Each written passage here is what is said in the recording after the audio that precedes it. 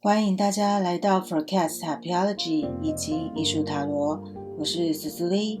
最近大家都好吗？今天呢，要来占卜一下大家之前敲碗的财运测验。那么本次的测验是没有时间限制的，主要是测未来3个月的财运会如何。那么今天我特别挑选的半宝石当中，会拿来做成坠子的宝石。经过了研磨，它经过了打磨，所以它的外表比较漂亮。今天就选了4颗很不一样的宝石来让大家选择。从左到右是冰种的天河石，以及紫黄金、黄玉髓，这颗也是紫黄金。那么所谓冰种呢，就是比较透亮的意思。所以我之前也有拿过天河石的掌中石，它就比那颗要透亮很多。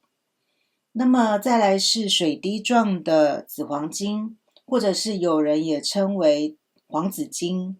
它是一种紫水晶，因为受到了地热，例如像是火山爆发之类的情形，它的紫色就会变成了黄色。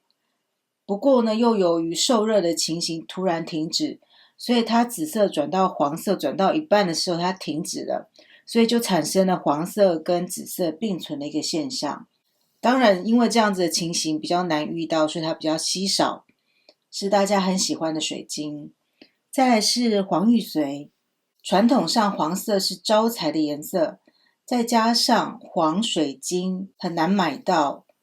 主要是因为它很难是真的，而且很难很漂亮。真正的黄水晶并不是如大家想象的那么鲜艳，它是带点棕色的，所以大家看到的时候起初都会觉得有点不起眼，因为毕竟在受热过程当中呢，它很难达到一致且均匀化的漂亮，而且含铁量也不同，所以很多人也会拿黄玉髓来作为一个招财的一个半宝石哦。最后是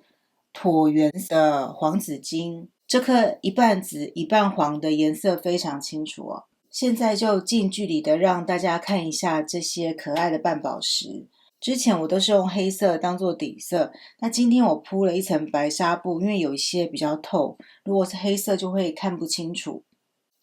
第一颗，这是冰种的天河石，比之前的那个掌中石再多了一点土耳其蓝，多了一点透亮的感觉。再来是水滴状的紫黄金，你可以看到它有紫色，在顶部也有黄色。再来是黄玉髓，再来是椭圆形的紫黄金，远看比较清楚哦。今天的测验在牌卡底下藏有一些玄机，所以请大家静下心来选择，用直觉选择。等一下就可以告诉大家牌卡下面藏有一些东西，那等一下就会揭晓谜底。那么就像是前几个测验一样，请大家静下心来，用直觉来选择。我也会放一段冥想的音乐来帮助大家选择。那么有4个选项，从左到右是1、2、3、4，分别是天河石、紫黄金、黄玉髓和紫黄金。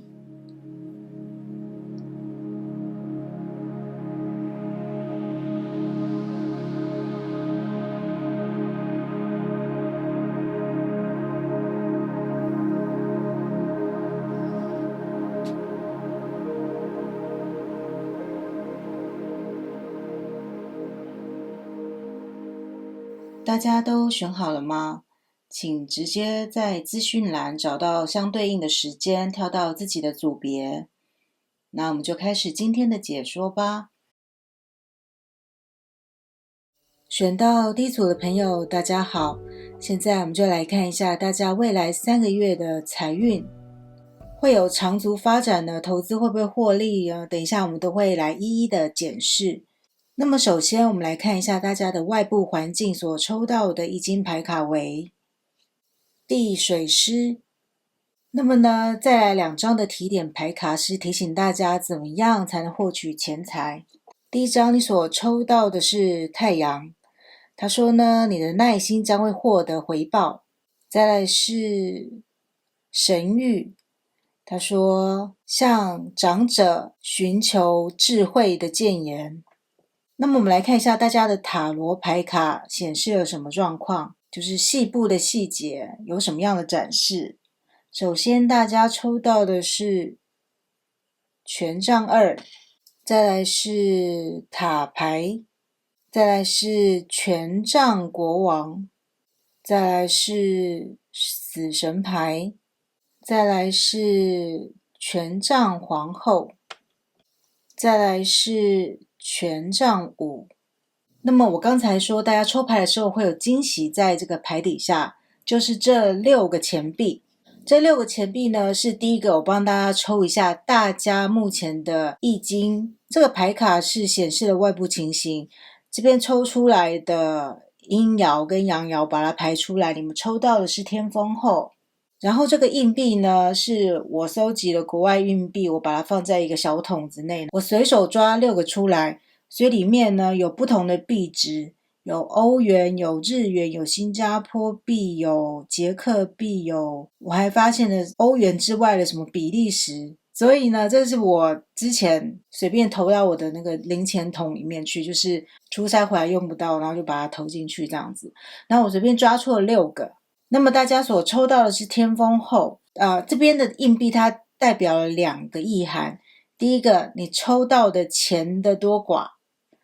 第二个，就是它代表你的自身的状况，也就是你易经的阳爻跟阴爻，然后你排出来是天风后。这边大家所抽到的6个钱币呢，它的总币值大概是5块钱美金，约略等于160元的台币，以及36.5块的人民币。那么大家可以用美金5块钱左右呢去换算一下，因为大家抽到了2个欧元，2个2块的欧元。那么在我这个硬币桶里面最大的是500块的日币，因为它是硬币，然后再来就是2块欧元，所以大家抽到了2个2块欧元，所以算是还不错多的。在这4组里面虽然不是最多的，但是算蛮多的哦，因为它是跟最后最小的比呢多了3倍，所以大家的财运呢以这个状况来看是还不错的。但是呢，这个还不错当中有一个很大的隐忧。第一个，外部环境你抽到了地水师，它是一个即将要发动战争跟即将会有一些风波产生的一个牌卡。在地水师呢，这个小船飘在这个水上，看似非常平静的往自己的目的地走过去，可是呢，下面波涛汹涌，暗藏了一条很巨大的鲸鱼，它随时会跳起来把小船给弄翻。那么地水师就是在讲说，外面的情形，你的外部环境看起来呢平静无浪，但事实上已经有一些东西正在酝酿了。那么选到这组牌组的朋友，因为你的塔罗牌卡抽到了都是权杖哦，除了2张主体的牌卡是塔牌跟死神牌之外，你其他的全部都抽到了这个权杖牌。所以我要提醒这一组的朋友，如果这一组的朋友很喜欢玩短线投资的话，或者是在做理财的决策、金钱的决策都是喜欢炒短线的话，地水师这张牌就是告诉你要慎思，然后要规划的长远一点。因为地水师在财运上就是他建议你要长期理性的投资，才能够获取比较稳定而且比较丰沛的一个报酬。转到工作上也是，就是一时的热情，或者是一时的兴起冲动消费，或者是你做一个项目呢虎头蛇尾，都会不利于钱财的一个长远的规划和发展。尤其塔罗牌卡抽到了塔牌跟死神牌，它表示说在未来3个月当中会有几次不同的危机，会产生几次不同的危机，至少2次嘛。第一个呢是突如其来的，例如说股市上面突然有什么变动，突然有一个突如其来的政策的改变，造成了股市的回落，或者是造成你投资标的的回落。有些人也很喜欢放空嘛，所以或是投资反向的标的，那这不知道是哪一种，因为我不知道你手上是哪一些。但是呢，它会因为选到第一组的人的一时冲动的判断，造成第二次的危机，就是你可能会一直想要摊平，或者是再投注更多的金钱下去，想让它的成本拉低。可是最后呢，结果就是可能会被套牢一段时间。他在讲这件事情。再来是因为外部环境地水是你又抽到了，最后的结果是这个权杖五，它是一个外面的环境非常的波涛汹涌，大家都打在一起，所以未来3个月的财运你可能有出有进，但是你的财务状况呢会稍微的比较混乱一点，因为你可能要支付，你会发现你在年底会支付很多的就是吃喝玩乐的费用，尤其你有这个权杖国王跟权杖皇后，所以你在众人面前呢，或者是你在事业上，其实别人觉得是很羡慕的，是很好的，可是在里子里面有一点点你必须要为了维持这表面的事业上的面子，还有外貌的美丽跟漂亮，会花上一笔很大的钱，甚至有些人会把钱放到这个投资的创意的项目当中，会花出一大笔钱，以至于自己的钱财呢在运用上会有一点点困窘。但是选到这组牌的人应该都已经有一笔小有积蓄，因为你毕竟是抽到了这个天风够，而且还蛮多这个钱的。但是你自身的状况而言呢，天风够跟地水石这2张牌都指向了同一件事情，就是你需要规划长远稳健的投资方式，最忌投机跟炒短线，或者是去走偏门偏锋，去获取一些比较不那么稳定，比较不那么牢靠的钱财，就是你的财源上，第一个工作上的稳定的得财，就是每个月这样进来。再来是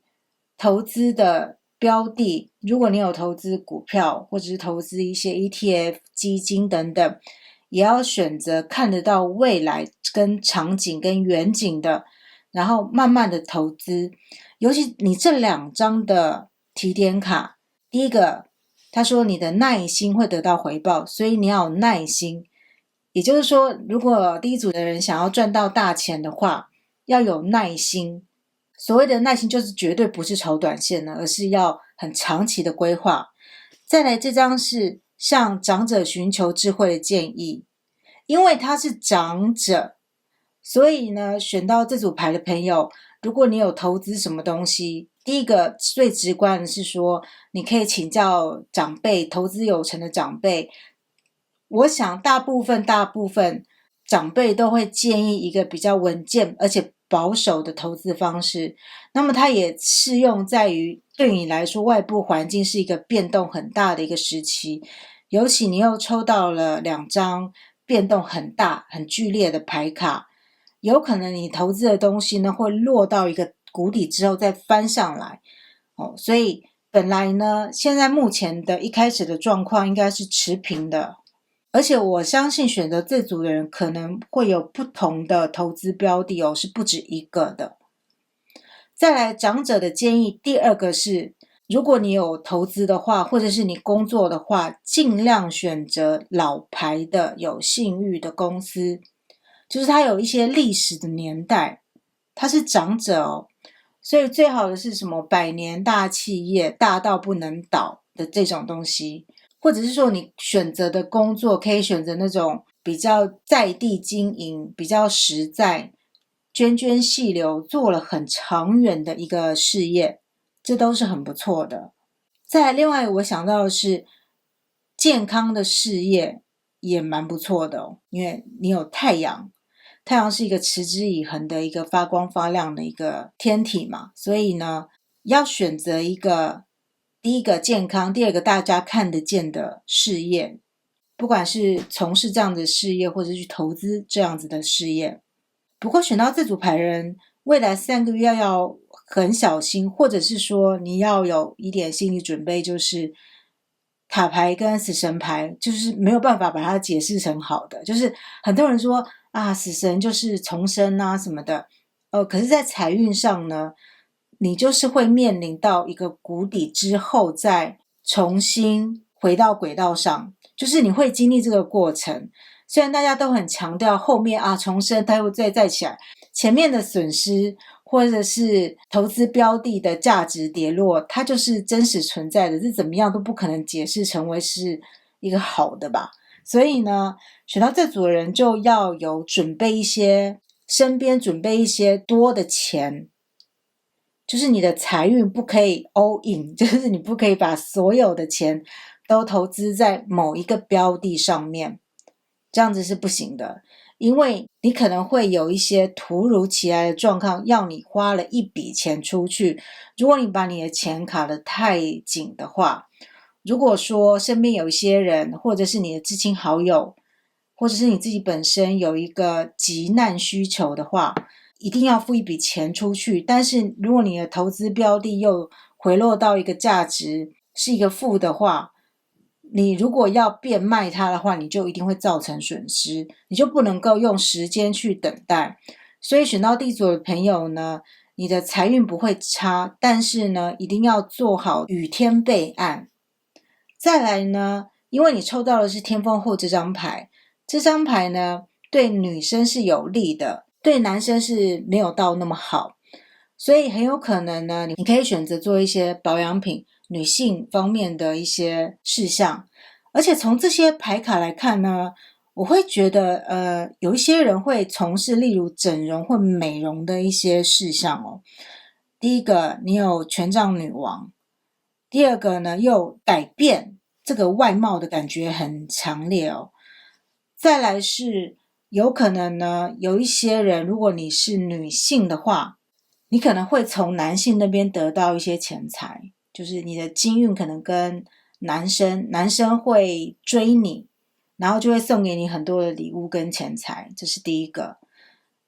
第二个，如果你是男生的话，虽然没有像女生这么好，但是因为你毕竟也抽到了权杖国王，所以选到这组牌组的人呢，用创意来赚钱呢，获取金钱的能力会大于其他人。而且你手上的项目看起来是不止一个，是有很多个的。可是如果你是在业务方面，或是在广告公司之类的，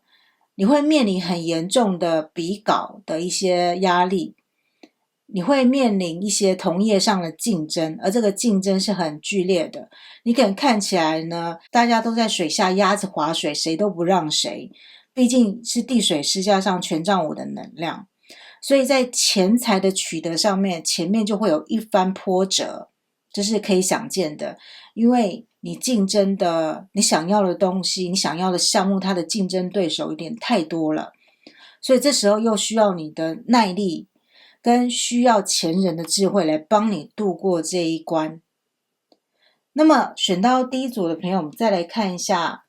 其他的提点的牌卡。首先你的紫微牌卡抽到的是禄存，再来一个正面的提点牌卡是说，我应得爱的给予还有接收。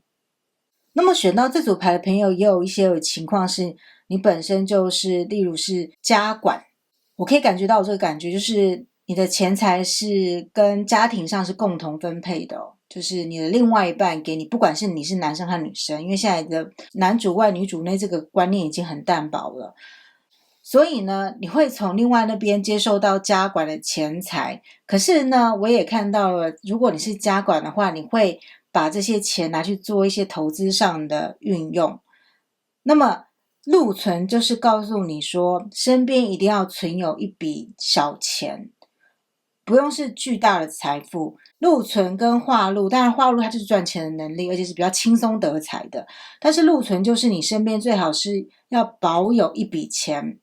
就是不要全部都冒险拿去投资，尤其未来3个月你的能量的波动是非常剧烈的哦。你看是平下上下上下，所以它也延伸到你的投资标的呢，也可能有这样的状况，所以它会连带的影响到你自身的财务状况。另外一个，因为最近的经济情势非常不稳定哦，所以有些人待的公司可能会有例如迟发这个薪水，或者是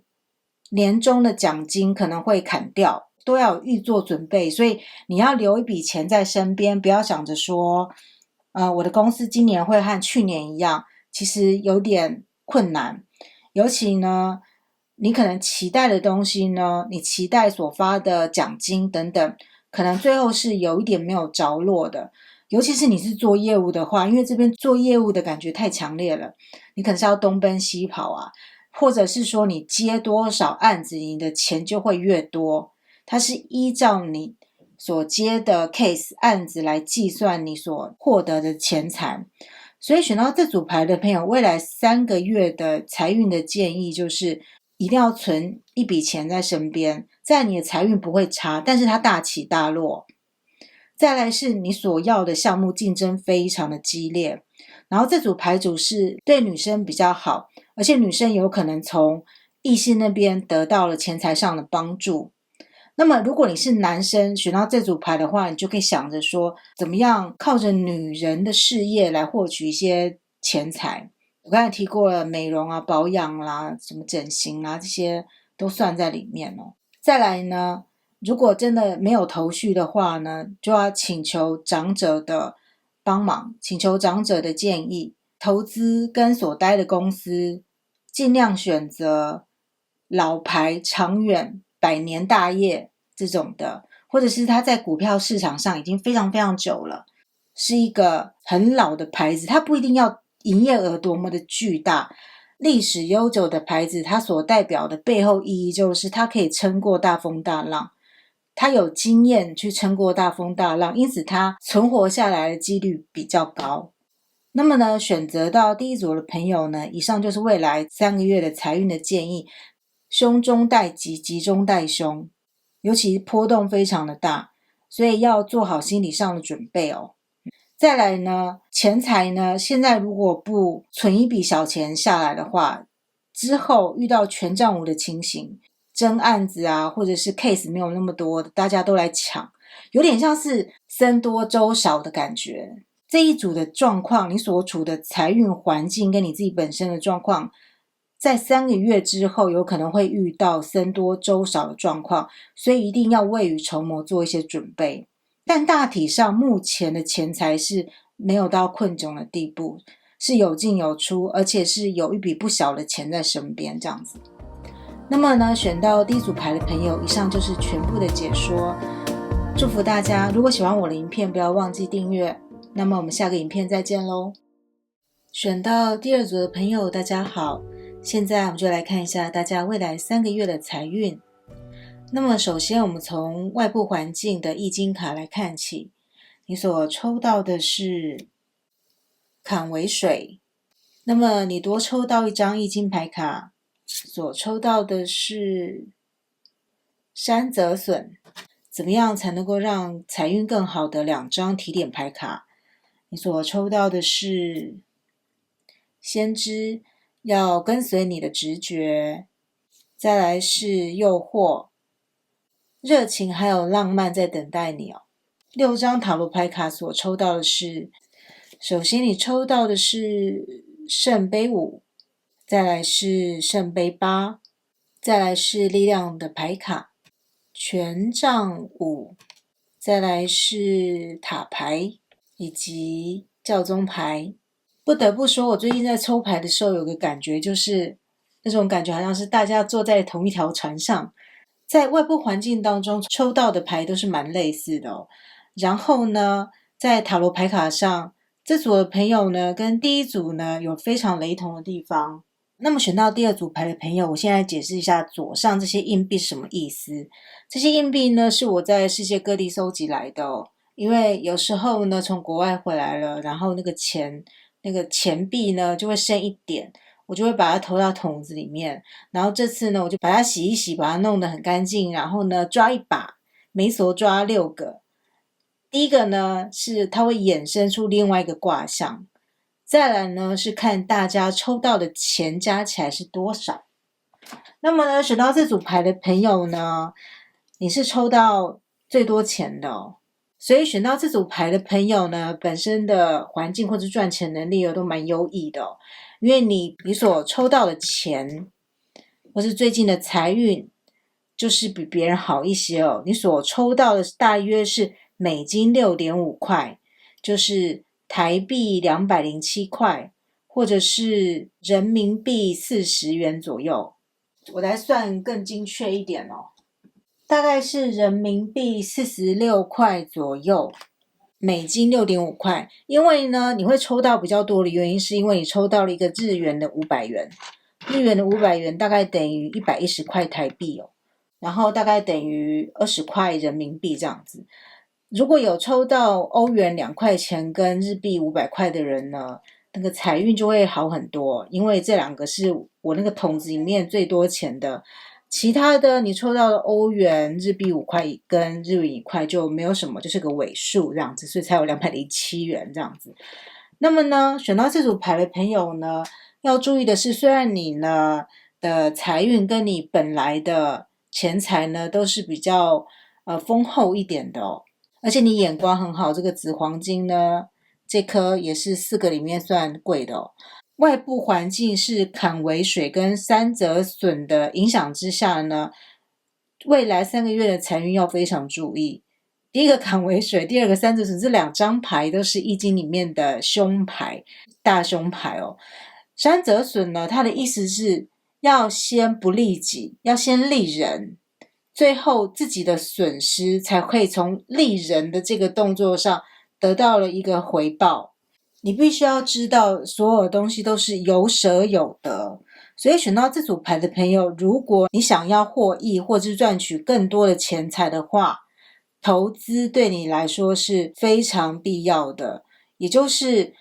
你会先损一笔钱出去，或者是那个钱你不能够动用，但是呢，之后的回报要在之后才会看到。坎为水这张牌又比山泽损再更凶险一点，置之死地而后生的一张牌。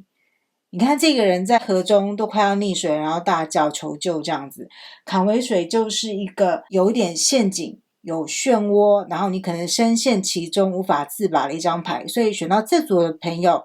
财运方面也要小心被诈骗的可能性哦，就是接到一些电话或是请你投资的一些电话呢，都不要随便答应。因为你的外部环境呢，充满了陷阱、危机以及让你损财的可能性，这是外部环境哦。但是你本身呢，因为你抽到的是烽火家人，那么这个正反呢，我查了很久，因为所有的硬币呢，每一国的正跟反都不一样，我很仔细的查了，大家所得到的卦象是烽火家人，也就是选到这组牌的朋友，要不然就是家底蛮厚的，要不然是家庭最近蛮和乐的，有避风港的迹象。再来是第3个，你根本就是在家里做家庭事业，例如说你的家里面开着一个小生意，开个小杂货店，大家围在一起帮忙做事情，或者是一家人在一起开一个摊子，卖一个什么东西，做一些小生意。更大一点就是公司啦，大家扶持着一家公司。那么如果是在家里工作的呢，影响你的会比较少一点，可能最近通货膨胀或怎么样，可能会稍微有一点影响，但它不至于影响太多。如果你本身的工作就是跟家庭一起做，然后比如说开面包店、开糕饼店，这些就是它的业绩跟往年都不会差太多，是一个家底丰厚的一个状况。尤其烽火家人是一个非常和谐和家里的人处得很好的牌，所以选到这组牌的朋友呢，如果你比较年轻，有可能家里会给你资源，给你钱去留学，给你钱去付学费，家人的资助是非常的雄厚，你的后援是很深的，你的后援是非常坚强的。那么呢，要如何才能够更进一步的赚到钱，或是把钱财留住？山泽损跟坎为水都有钱流出去的迹象，尤其外部环境呢会导致你花钱的速度会变快，尤其你可能要投资东西，另外一个呢有可能你投资的标的，例如说股票基金啦，一些其他的标的呢最近会有剧烈波动的倾向，所以它可能会探底，所以你会先损。但如果你不卖的话，或是要不要卖，这个是必须要专业的建议，或是你必须要听你的理财的建议，或者是你要自己钻研的。我是从卦象来看这个迹象哦，所以专业的建议的话，你就要寻求专业的咨询。不过从这边来看呢，有可能是会落底之后，它就是会先侵蚀你的账面上的利益。坎为水是以险止险，就是它是以一个危险的动作来让另外一个危险呢先停住，所以它是一个饮鸩止渴的一个状态，也就是你可能会挖东墙补西墙。那山泽损就更明显，就是你可能会先探底，所以你的账面上是负的，但只要不卖掉的话，或者是你评估之后它之后会回来的话呢，那么它又会在先损后得益，有这个情形。那么呢，这边告诉你要怎么样维持你的财运。第一个是跟随你的直觉，它的意思应该是你要先当一个预判情势的人，他这边是一个先知。第二组的朋友，你在处理你的金流的时候，要当一个先知的人，就是你的每笔钱财在花出去之前，你都要先知道，不能说账单寄来才想起来说啊，我忘记把这笔钱呢记在我的账上，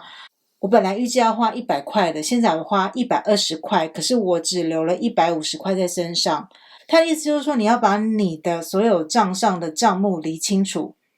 你必须知道你要付出去什么钱，你要看到你将来会花什么钱出去。再来第二个最直觉就是你在投资标的的时候，你觉得不妥，有一个声音说我觉得不行，或者是你调查了之后，这件事情是有风险很高的地方呢，你就要止住。再来呢，诱惑力，选到这组牌的朋友呢，最近有可能就是夫妻之间的感情蛮好的，或是他另外一半的感情蛮好的。另外一个就是你把心思呢比较多放在投注在感情之上，你会为了谈一段感情，或者是把自己打理得很漂亮，而花出去的一些钱，这个也是山泽损的意思，就是你会先花出去一笔钱，投资自己的美貌、外貌，打理自己的服装仪容，之后呢，你才能够有比较好的人际关系。因为烽火家人也是因为人际关系很好，和大家处得很好，和乐融融，家里的人看你很顺眼，会在很多地方呢帮助你跟资助你。所以有些选到第二组的朋友会把钱花在打理外貌之上哦，这是可以预见的。再来我们再谈到细项的塔罗牌卡，因为你抽到的牌卡呢有4张牌了，都是一个比较凶险的状态。圣杯5跟圣杯8都是有一种情绪低落、失望而离去的感觉。选到第二组的牌人，如果你有投资的话，我有点感觉你目前手上的握有的股票基金或是 ETF 之类都可以，它可能是有一种套牢的状态，而且它的价值正在往下，所以它接连出现了圣杯5跟圣杯8。有可能因为看我的观众呢，很多人都是很注意金钱跟事业的哦，所以大家抽到的牌是有雷同之处哦。第二组的朋友不是只有你拿到塔牌，所以这一定是无关乎你个人，可能是大环境非常的糟糕，因为你不是唯一一组拿到塔牌跟权杖5的。所以这权杖5什么意思？就是很多人在争夺一个职位，或是多空不明，钱财的前景不是很明朗。再来又有了这个塔牌，所以很可能呢，就是资产呢会巨变，会有下降的一个倾向在里面哦。可是因为选到第二组的朋友，你很好的地方是，第一个你本来就抽到了一个吉牌，你自己本身是烽火家人，而且你的钱是抽到4组里面最多的哦，所以你的后盾是很坚强的。这边有力量牌，这边也有贵人牌的教宗牌。所以你可以怎么做呢？第一个，在传统上呢，就是家人就是你的贵人，或者是你的长辈是你的贵人，你可以寻求他们的意见跟建议，向他们咨询目前手上的金流钱财怎么样理财比较好，你手上握有什么标的，该留的该断的该存股的，问清楚长辈的意见，自己再思考一下。然后你是有那个直觉跟那个知识去判断这个东西未来的发展性，所以要相信自己的判断跟直觉。再来呢，力量牌的出现代表说，因为你之前遭受到了一个价值下滑的损失，可是你还想要坚持，那么坚持到最后你会天人交战，但是在你天人交战的时候，有可能资产呢就突然大幅度的掉落，它目前看起来是这样子。但是因为呢，我的这个占卜就是期限是在3个月，3个月毕竟在投资或是金流的期限来讲呢是比较短一点的。这2张牌也都是告诫第二组的朋友呢，凡事呢眼光要放长远，不可以只在一个投机的眼光上面哦，因为坎为水跟三折损呢都是有陷阱的一个意涵在里面。如果呢现在外部的环境完全不支持，只要一踏出去就有可能踏到陷阱的话呢，你要想想看呢，你的坚持要放在哪里，要放对地方哦。有时候果断的砍掉一些你觉得已经没有前景，或者是前景变化很大，你已经不觉得它有当初你投资它的价值的时候，你就要审慎思考哦。再来呢，寻求老一辈的一个建议也是很重要的。另外一个教宗牌，它有贵人的意思在里面，所以或许会有一些贵人来帮助你度过一个金钱上的一个难关。选到这组牌的朋友，虽然你的根基是很扎实的、很稳的，可是最近这3个月的财运哦，却是有波动的。它的主要原因来自于外部环境非常的险恶，因此当外部环境呢都不好的时候呢，个人很难持盈保泰，这是必然的哦。因为你手上握有的一些理财的工具那几项，当大环境整个都在往下的时候呢，它也无可避免的会往下。那么在这个时候可以干嘛？第一个，可以回到学校去进修。如果你缺乏相关的理财的知识的话呢，教宗牌也是一个回学校再去进修的一个状况。或者是说，因为反正你的家底很丰厚，如果你对于你的未来呢都有一笔存款在里面，那么大环境不支持，个人的运势也没有跟上的时候，回去学校再读书跟进修，把你的知识，把你想要的知识再补起来，是一个很好的时机哦。再来是工作上，因为大环境非常的差，所以呢会有一些工作上大家在抢同一个案子的这些情形发生哦。这一部分呢和第一组呢是有一点相像的哦，因为你们2个都有抽到这个权杖五哦，所以呢有时候竞争是无可避免的哦。那么选到这组牌的朋友就要照顾自己的情绪，虽然呢是有凶险的地方，不过因为你有2张大牌呢是正向的，只是需要借由传统跟借由自己坚强的意志力的来判断目前的情势。那我们再来看一下最后2张牌卡。首先你抽到的是天梁，再来是当我在神圣的巢里面休息的时候呢，我就被疗愈了。所以选到这组牌的朋友呢，由于你抽到了天梁这张牌哦，天梁牌呢是一个逢凶化吉的牌，它跟这个三折损有点像，就是你要先损才会利己，你要先为他人呢，自己才能够有所收获。天梁的牌卡也是这样子，第一个，天梁的属性非常的乐于帮助别人，他这边就是说呢，你现在目前做的事情呢，可能要以服务的心态去服务大家，体贴大家，就像是一个团体当中的老大哥、老大姐一样，去照顾大家的需要之后，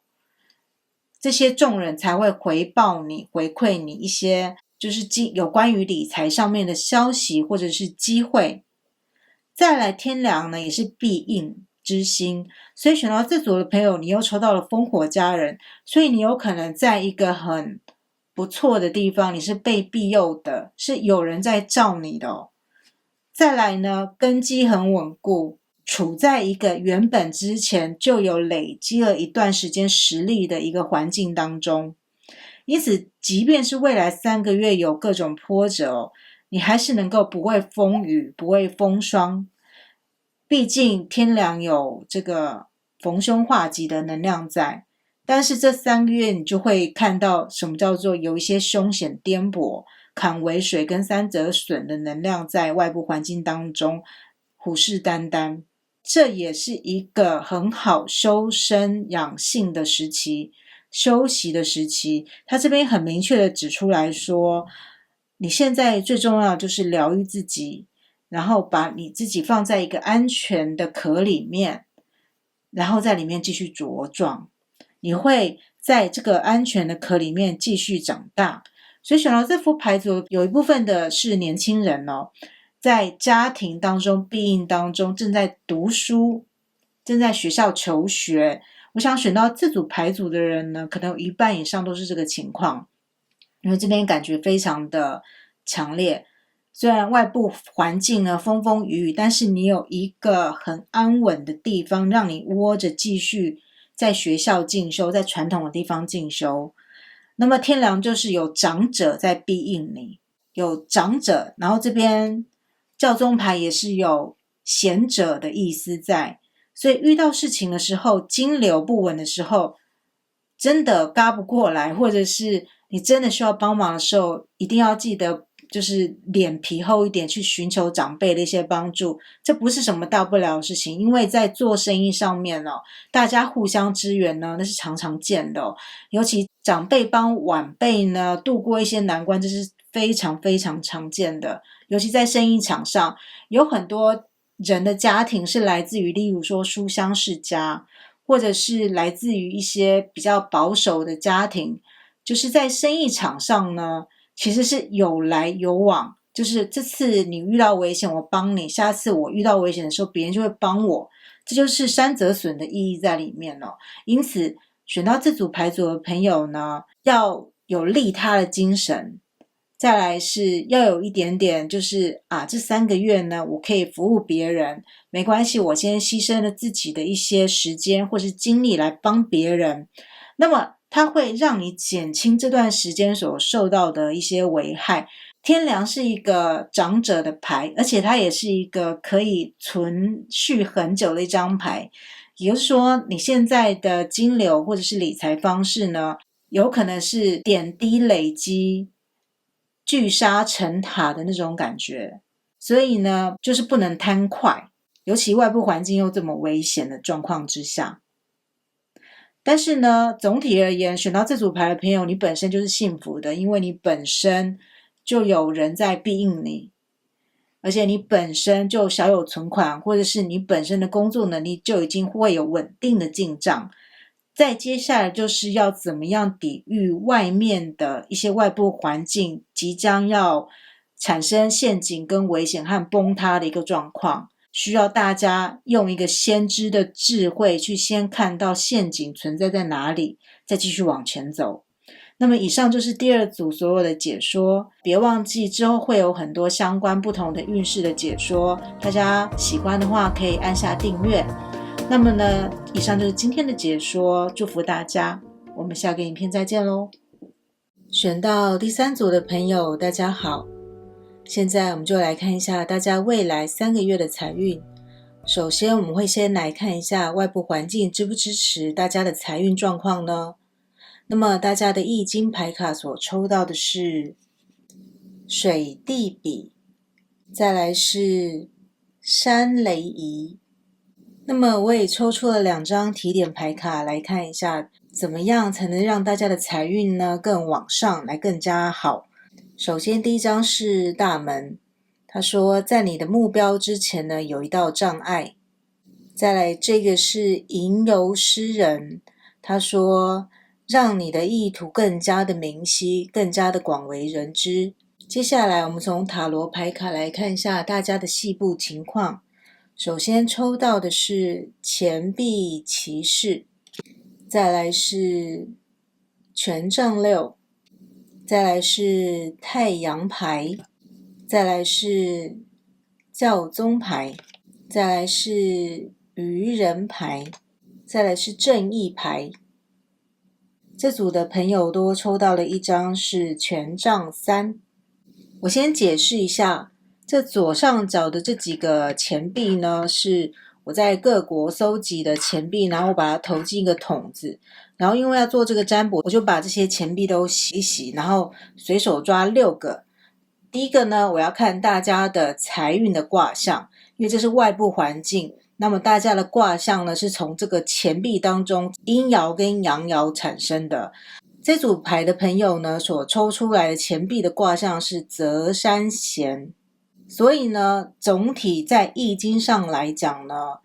这组的牌卡在外部环境跟自身上面呢，都是稍微比较平顺的因为其他几组呢，外部环境非常的差非常明显的是有一些波动在上面那么这组最有趣的是，你们所抽到的钱币，我看大家的钱币呢，不只是看阴爻跟阳爻，我还看了一下大家抽到的钱的多寡。很可惜的是呢，选到第3组的朋友呢，你所抽到的钱币其实是4组里面最少的，大概是我看一下，总体是大家所抽到的钱币大约是 1.5 块美金，大概是台币50元，换算成人民币的话是11块钱，11块人民币，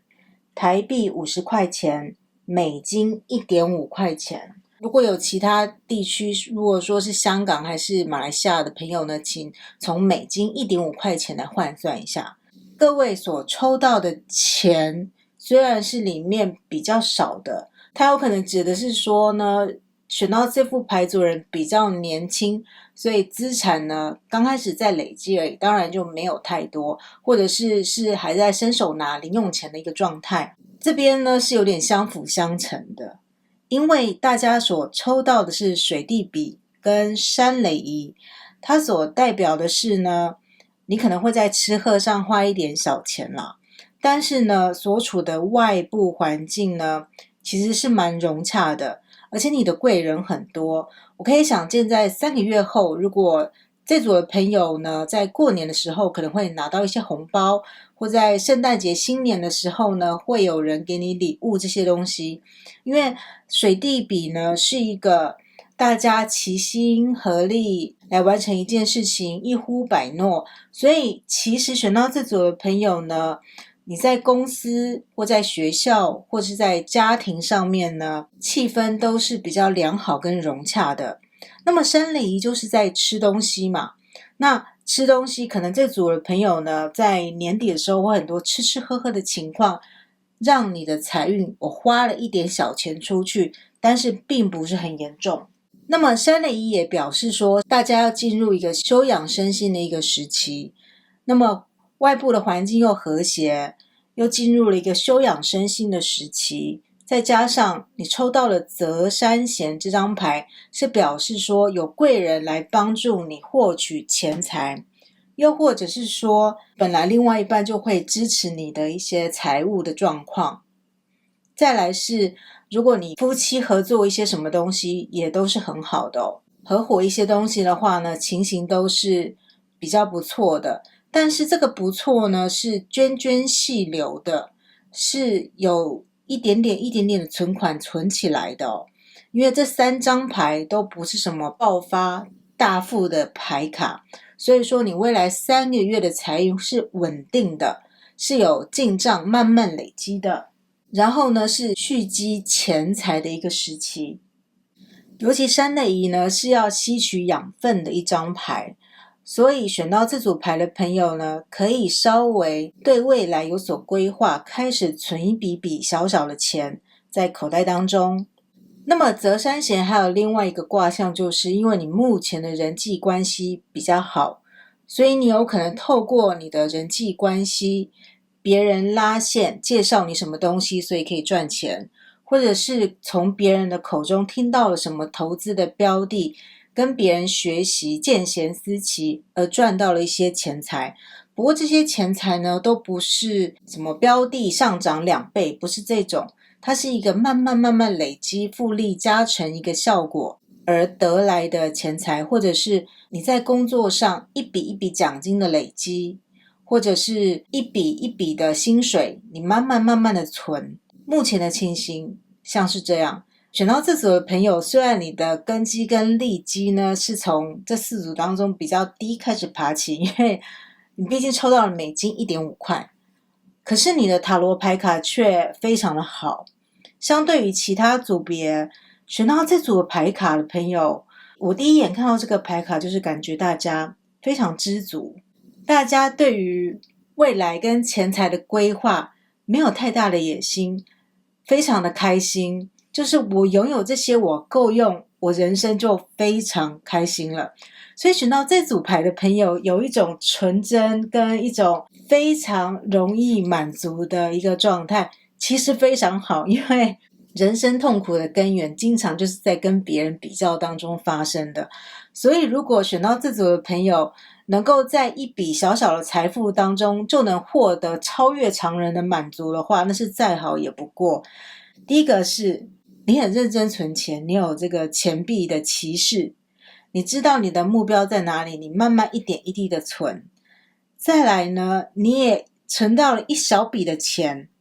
而这个小笔的钱就让你觉得非常开心，或者是说你去参加一个什么小小的竞赛呢，奖金大概1-2万块2-3万块，你也觉得非常棒非常好了。或者是奖学金，可能有一些体育的竞赛或者一些奖学金几千块钱1万块，选到这组的朋友就会觉得有够开心的。那么再来太阳呢，就是2个小孩2个小天使呢，看着太阳非常开心的在手舞足蹈当中。所以选到这组牌组的朋友呢，非常的正向乐观纯真，对于事业呢有展望，但是没有过多奇怪的野心跟要求。再来我刚才说了，水地比呢就是比较多贵人状态，然后你又抽到了教宗牌，所以有一些的朋友呢可能是从第2组看过来的。再来是你的长辈呢会帮助你，师长会帮助你。所以选到这组牌组的朋友还有什么状态？你可能是研究生，然后你的教授你的指导教授呢会给你什么助理的工作，每个月多3万块或多28000块台币，换算成美金大概就是1000块美金，就会非常非常开心的，因为有研究的经费补助下来，然后又可以跟着指导教授去出国呢去开会，然后在钱财上呢的支用，有可能指导教授还会给你一些闲缺让你打工，所以有一些额外的收入进账，这样子这组的朋友就会非常开心了。这个情况有点像是这样子哦。然后接下来是愚人牌，选到这组的朋友，我觉得在财务的规划上面并没有到多精明，但是很容易满足，再加上贵人在你身旁环绕，因此有很多的小机会，打工的机会，兼差的机会，突然有人介绍什么 case 给你，你又可以多做一笔工作，然后多几千块钱。然后这组的朋友，我真的觉得跟你们当朋友应该蛮不错的，因为你们就会很开心，就会觉得哇好棒哦，这个月多了几千块钱，这种心态非常的正面正向。而且在你的身边当中呢，虽然你没有对于理财有过多的琢磨，你可能就是过一天算一天，然后没有想太长远的规划，可是钱却不会断，钱都是够用的，所以是非常开心的一个组。那么有些人他可能存款啊资产很多啊，可是每天都很不开心，不快乐，想要更多，这组人没有这个情况，而且你是被公正的对待的，因为你又有正义的牌卡，所以呢，你打工的钱就会如期汇给你。如果你加班，老板也会把钱给你，不会克扣你的薪水，也不会克扣你的奖金，是受到公正的对待，而且长官呢对你也是爱护有加的一个状态。可能也是因为选到第三组的朋友没有在强求什么东西，而这样子的人往往在职场上呢不会变成目标，老板也不会讨厌你，也不会招黑，所以呢会很开心的，该给你的奖金就给你。然后这组的朋友当然也是稍微比较不计较，所以呢总是很开心的看着自己所拥有的得到的额外的资产跟金钱。最后一个是美德哦，它是个权杖3。我觉得呢3个月之后选到这组牌组的人呢可能会开始想一下理财是怎么回事，可能会稍微开始有点涉猎，因为你的愚人牌跟你的吟游诗人在第三组的这个理财的，我觉得还没有完全启蒙哦，是在一个今朝有酒今朝醉，但是就是每天都有酒的一个状态哦。那么这边呢好像有一个障碍挡在你面前，所以选到这组的朋友真的很多是学生类的哦，或者还在进修，就是你必须要在这个学业或者是某一个阶段的求取知识的阶段完成之后，你打开了一扇大门，你专业的大门开启之后才会更加赚钱，那个钱才会更多。所以未来3个月的状况感觉上还是在有点像闭门造车，就是你还在一个学校校园当中，那个门是关起来的，然后你在里面进修，慢慢的培养一些自己的专业，自己的品格。那么在钱财上面呢，你可能就是属于那种薪水来了先存1/3，或者是零用钱来了你会存一些钱，比较像是这样子哦。再来呢，选到这组的朋友呢，将来可以往你的专业发展，然后你要让别人知道你的专业是什么，因为呢你有这个让大家知道你的意图，所以选到这组牌的人呢，如果想要靠自己的工作跟专业来赚钱的话，要让别人知道你的专业是什么。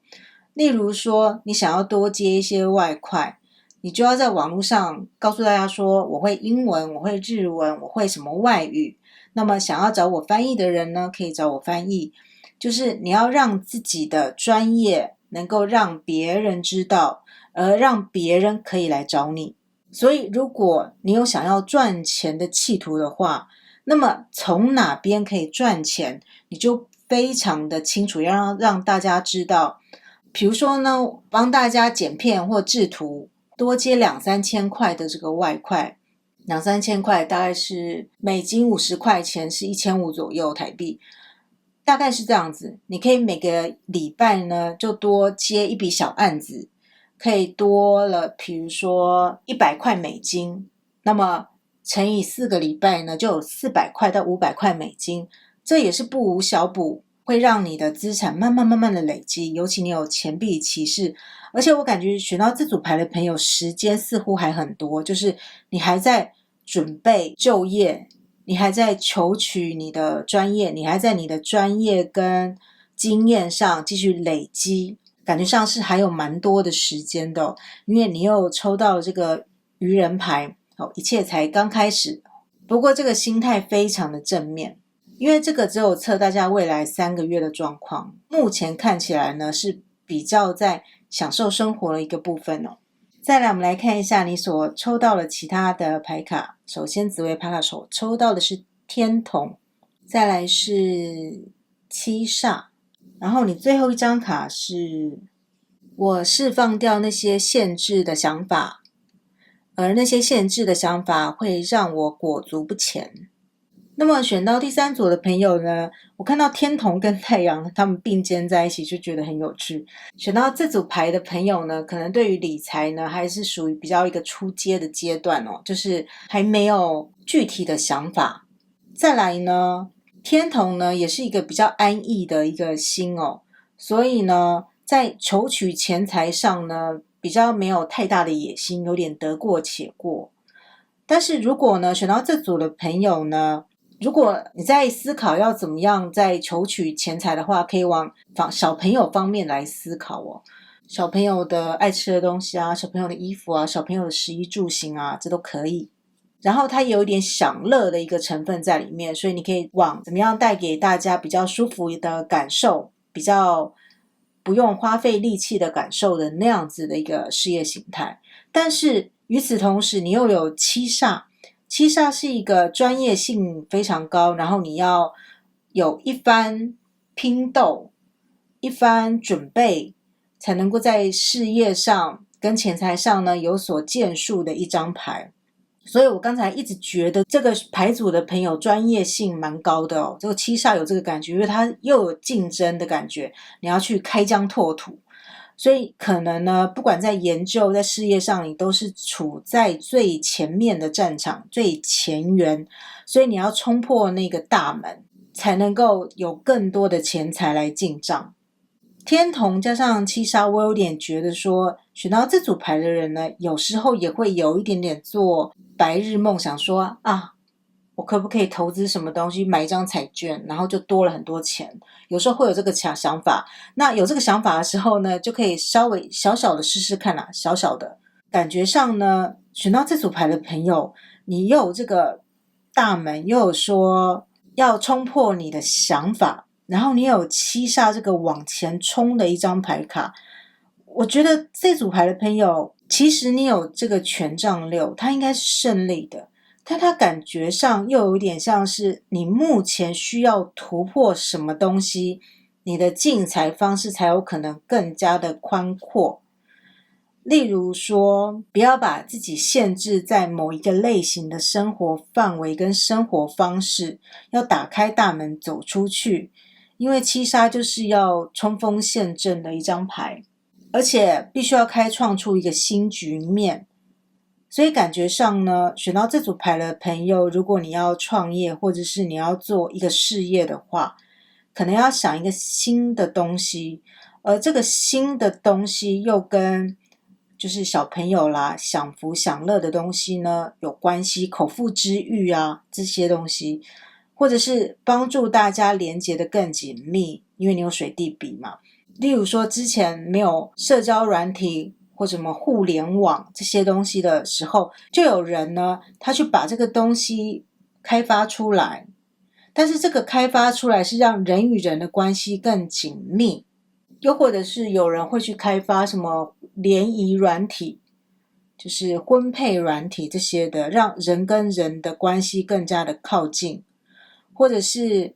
让大家找更好吃的食物，因为你有山垒仪，就类似的这个东西。所以可能选到这组的朋友呢，如果你还在比较年轻在创业的阶段呢，如果最近没有什么想法的话，这边有几个想法可以给大家参考一下这样子。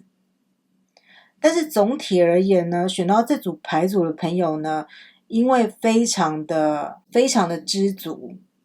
所以不太会有跟别人攀比的一个状态，而且想要花钱的时候也会花一点小钱去犒赏自己。最主要的这副牌卡就是要提醒大家不要太安逸哦，就是如果毕业了之后就要出去闯闯看。如果你在某一个地方已经获得了某一定程度的胜利，甚至可以试试看是不是要跳槽，或者是异业结合，想新的创意的点子，想新的专案来执行，去往新的地方开疆拓土，它顺便也可以拓展你的视野跟开源节流的一个状态，可以开源。而且因为你所抽到的这个塔罗牌卡都非常的正向哦，贵人又很多，所以可以试着闯闯看，来增加自己的理财的资本，加快自己储存第一桶金、第二桶金的一个速度。以上就是第三组的全部讲解，希望大家会喜欢。那么如果想看更多有关运势的影片的话，别忘记按下订阅。祝福大家，我们下个影片再见咯。选到第4组的朋友，大家好，现在我们就来看一下大家未来3个月的财运。那么呢，首先我会用易经牌卡来看一下大家的外部环境。那么首先大家所抽到的易经牌卡是水雷屯，再来是2张的提点牌卡，来看一下大家要怎么做，未来的财运才会往上升，然后要注意或小心什么。首先你所抽到的是首相，他说呢，目前呢未知的力量呢是大于你介入跟控制的力量。再来是海妖，他说呢，一种诱惑力呢可能会让你迷失自我，可能会让你导向一个歧途。再来我们看一下你的细部的塔罗牌卡所抽到的牌是第一张是女祭司，再来是魔术师，再来是恶魔牌，再来是宝剑国王，再来是正义牌，再来是钱币骑士，再来是节制牌。那么抽到这一副牌卡的人呢，所抽到的塔罗牌卡比别人多，非常非常的多。再来是圣杯10以及权杖4。那么选到这组牌组的朋友呢，你目前呢所处的外部的环境呢非常的混沌不清，以至于呢你就像是站在这个岸边，站在这个顶处，可是呢环顾四周呢却没有落脚之地，水势汹涌，雷又这样子打下来，所以感觉像是有点处处惊险的感觉。再来呢，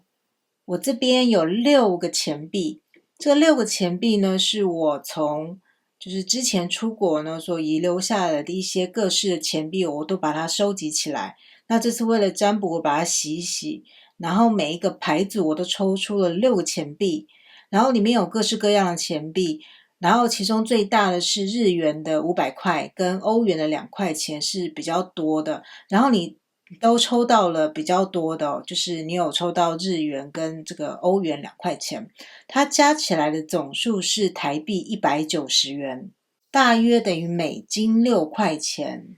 约略等于人民币43块钱，大概是这样子。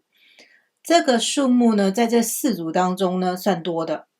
所以选到这组牌组的朋友，很可能已经小有积蓄了，你的存款簿是有钱的，是蛮多的。这组最值得玩味的是呢，我抽牌的时候呢，不小心跑出了山水蒙，我不确定山水蒙是不是你的牌，所以把它收回来，又重新认真的抽了一次，后来抽到了水雷屯这张牌。不过我在丢你的钱币看阴爻跟阳爻组合的卦象的时候，它居然又出现了山水蒙。最特别的地方是山水蒙和水雷屯是互为纵卦，也就是你把它上下倒过来看，正是水雷屯，反是山水蒙，然后你之前又不小心掉出了山水蒙，所以目前的情势不管是水雷屯还是山水蒙都很危险，就是外在的情势呢非常的危险危急，所以在金钱跟投资上是看不清的。再来山水蒙，它的意思有另外一层是，选到这组牌的朋友对于自己赚钱的方式、投资的标的、金钱的所采取的态度呢，都是有一点还没有真正认识到金钱的重要性。也就是在投资上面呢，不了解自己的标的，也不了解自己该在什么时间下手，是在一个还没有开发你对于金钱赚钱潜能的一个前期的阶段，也就是一个还没有成熟的阶段。那么呢，为什么这个人会让自己处在这个境地？就是因为他在不了解情势，在不了解地形的时候，就爬上了这个海旁边的石岸，然后也不知道天气预报的重要性，在上面呢，可能观赏一些海的景象的时候，突然狂风大作，突然呢，暴风雨就来临了，他就把自己置身在了一个危险的境地。选到这组牌的朋友，不管你要投资，不管你要花钱，在理财的时候呢，现在所要做的事情就是要收集更多的知识跟资讯，来让你的知识增长，让自己对于金钱方面的观念跟价值观更加的正确跟丰沛之后，再去采取理财的一个动作会比较好。尤其是呢，你的提醒的牌卡就说明了呢，他说现在呢，外在的力量是大于你控制的力量，所以所有发生的事情呢，你都像掷骰子一样。譬如说你买股票、基金、ETF 或是其他的理财的工具、投资的工具的时候，你就像掷骰子一样，你并没有去真正了解你所接触的东西，而是靠着一种命运，如果我可以赚钱就赚钱吧，这样子的一个态度去投资。可是问题是，如果是在一个顺风期的话呢，这么做或许也可以让选到第四组的朋友蒙到一些钱财。可惜目前外部的环境却是诡谲多变的，它并不支持一种盲目投资的一个行为。也就是说，在股市，以股市作为譬喻好了，如果是在一个大多头的时期，你可能飞镖随便射，你随便投资一个东西，它都会上涨。可是目前呢，经济环境并不允许这样子的行为。有一些人呢，他研究了很久，都还会赔钱了。所以呢，选到这组的朋友应该要做足功课，停看听，再做下一步的一个动作，不能让命运掌握你的投资或理财的行为，这样子你的金钱运才不会暴落。因为目前看起来并没有一个暴起的迹象，只有可能有暴落的迹象。再来就是不要受到诱惑，当别人靠近你要向你借钱，告诉你说有某一个投资标的超棒的，你一定要投资，可以利滚利20%、30%，千万不要受到这种无谓的话术的一个诱惑。最近呢，选到这组牌的朋友有可能会遇到有人来诱惑你，因为你本身是小有积蓄的哦，有可能会碰到有些人觊觎你的钱财，想要诱惑你去投资，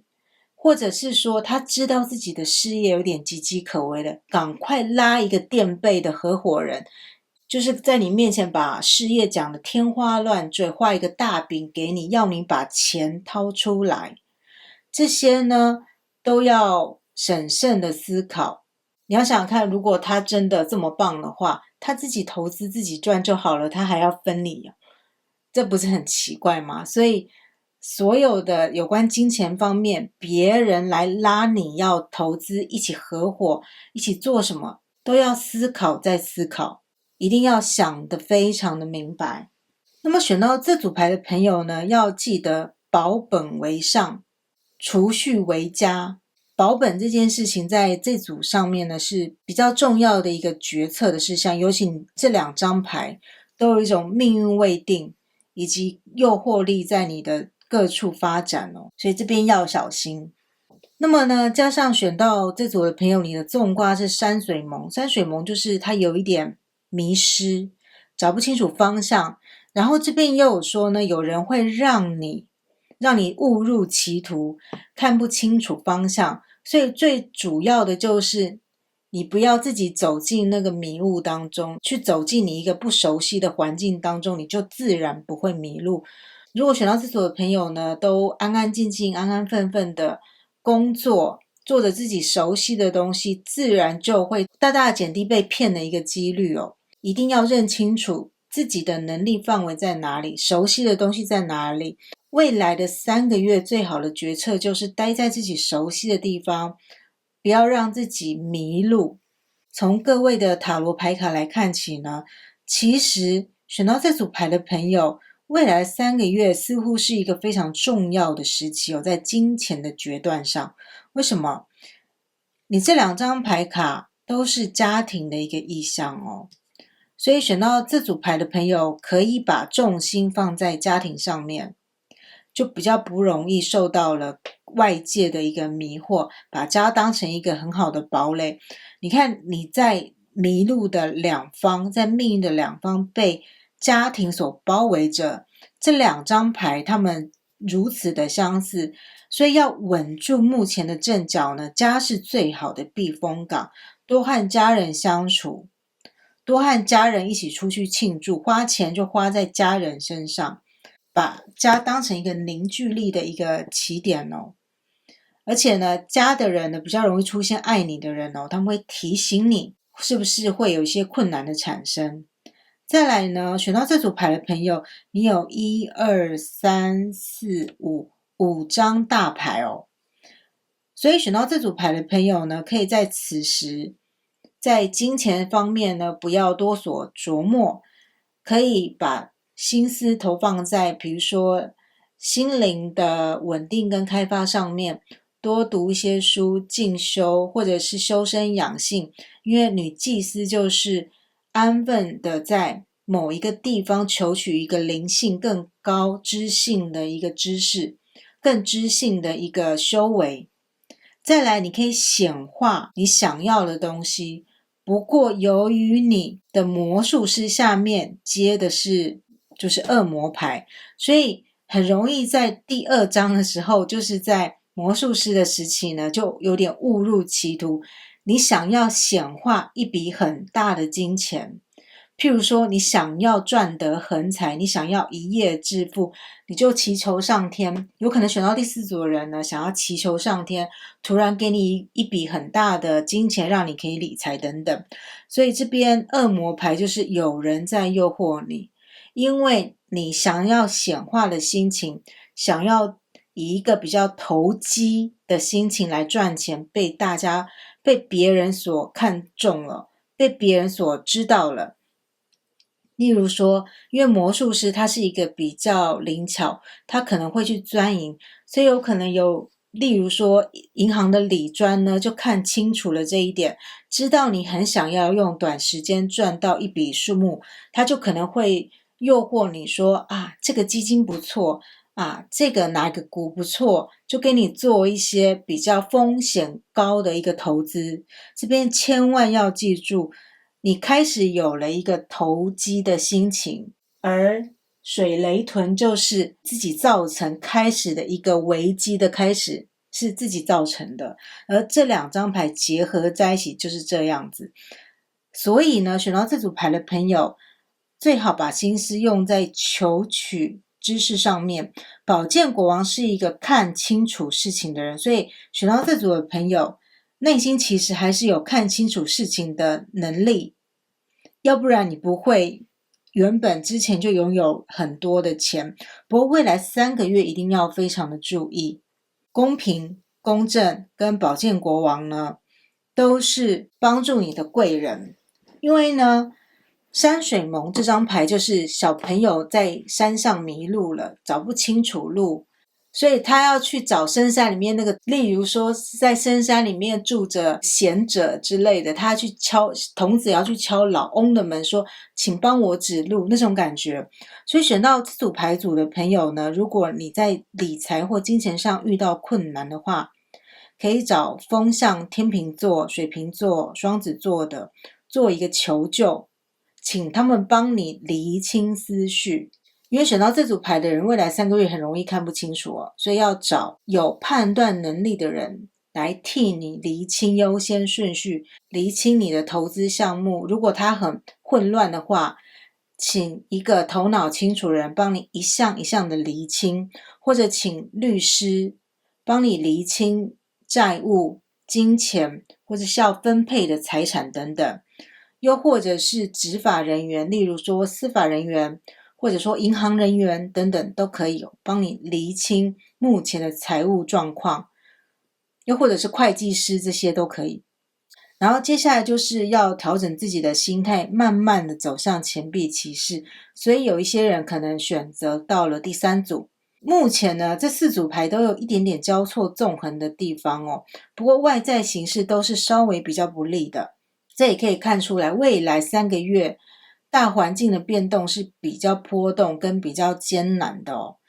那么在你慢慢的累积你的金钱保本为上的策略奏效之后，接下来的节制就是你有钱可以花，也会进账，也有钱会出去，是一个平衡的状态，是一个收支平衡的状态。但是最主要的是，最好把心力投注在培养自身的知识，让自己从一个山水蒙的一个蒙昧的一个状况，去提升到宝剑国王跟女祭司这么聪明的角色上面，就不容易被外界所诱惑。而且把钱投注在家庭上面的话呢，得益的还是自己哦，因为家庭氛围、家庭的繁荣都是可以回到自己身上的哦。那么接下来我们来看一下你所抽到的紫微牌卡是太阳。另外一张呢，正向的牌卡，这张牌是说呢，我在一个混乱的迷雾当中，仍然保持冷静以及感到安全。这张牌完美的解释了水雷屯以及山水蒙的一个状况。所以选到这组牌组人呢，这张牌有雷，这个也有雷，但是呢，你必须要稳住自己的阵脚，把正义、宝剑国王跟女祭司的个性跟精神拿出来。宝剑国王是一个极其冷静的人，而女祭司也是一个处变不惊的人哦。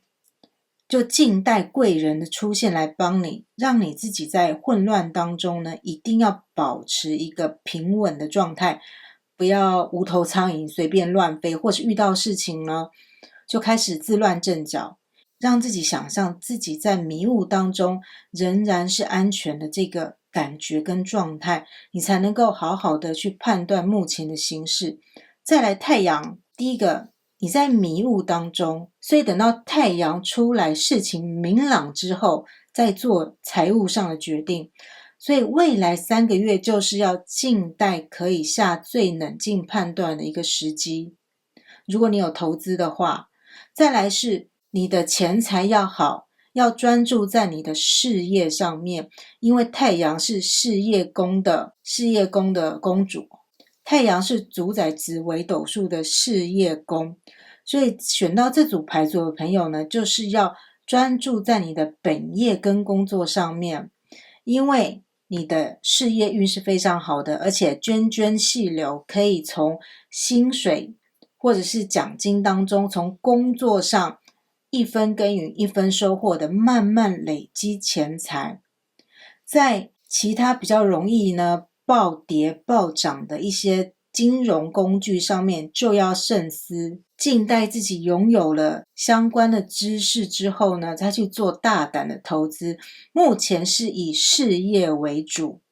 太阳这边很明显的就点出了事业宫是你最主要需要照顾的部分，家庭跟事业放在未来3个月的优先，理财呢浑沌不清，先要按兵不动，保本为上，